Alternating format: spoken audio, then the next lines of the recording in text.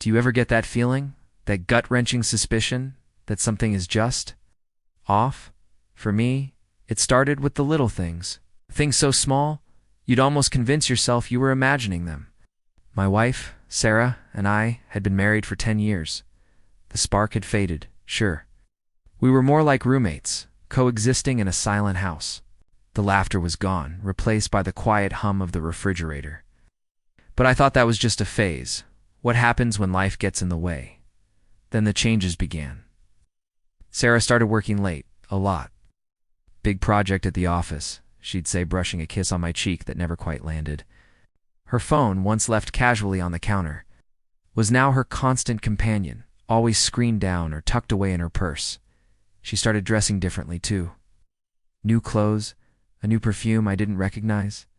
When I complimented her, she'd just smile vaguely and say, "Just wanted to change." The distance between us grew into a canyon. One evening, I tried to bridge it.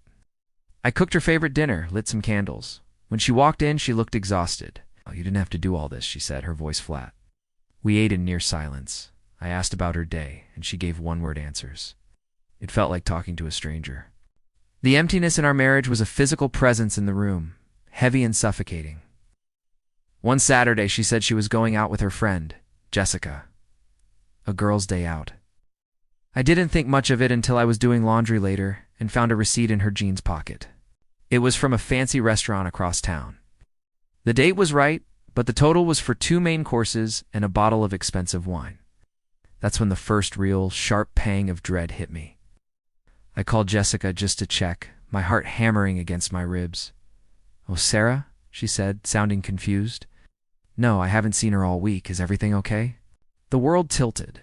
The big projects, the late nights, the new perfume. It all clicked into place, forming a picture I didn't want to see. I felt a cold wave of nausea wash over me. It wasn't just that our marriage felt empty. It was because someone else was filling the space I used to occupy. The silence in our home wasn't just the absence of love, it was the presence of a secret. I sat on the edge of our bed, the bed we no longer shared in any meaningful way, holding that small piece of paper. It was just a receipt, but it felt like a verdict. All the small clues, all the tiny shifts in our life together, they weren't just in my head. They were breadcrumbs leading to a truth I wasn't ready to face. The woman I married was gone, and a stranger was living in my house, living a life I knew nothing about. And I had to decide what to do next. It's a painful journey, and if you're going through something similar, remember you're not alone. Reach out, talk to someone you trust. Thank you for listening. Please subscribe for more stories that explore the complexities of life and relationships.